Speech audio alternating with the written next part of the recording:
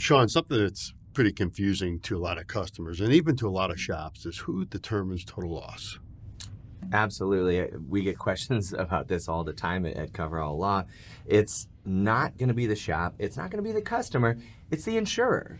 It's always an insurer's right to total a vehicle. And so depending on the state you're in, that insurer is going to look at two factors. If it is the cost of repair as a percentage of the ACV, it's going to be three factors if they're taking into account salvage value. And they're going to say, hey, here's the cost of repair and the salvage value. Does that outweigh the ACV, the actual cash value? Well, something we get a lot too is the customer doesn't agree. Or even just with the shop's help, they're like, man, I don't know, this doesn't smell right, kind of thing. And that's okay too. That's something you want to be able to inspect, you want to be able to look at. So how do you push back on that? I mean, it's the customer's policy. So the first thing that they would look at is just requesting, hey, what are the numbers you're using? Where are those numbers? And the challenge, it can go one way or the other, right? It can say, the insurer saying this is repairable, and we're like, no, this is a total. Like this is going to be so expensive. We've seen that. We've seen it the other way. They're totaling this, and you're like, whoa, I don't think this thing totals, right?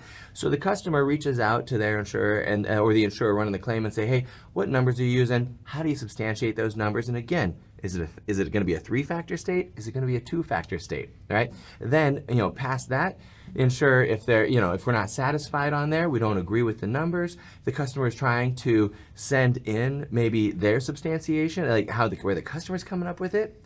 And then past that, it can be a right to appraisal. If it's a first-party claim, it might have to go to the courts to say, stop, let's get this figured out, or maybe just a strongly worded letter. But it's important to understand what each of those factors represents, right? So the actual cash value, that's the core of the one that we always want to look at.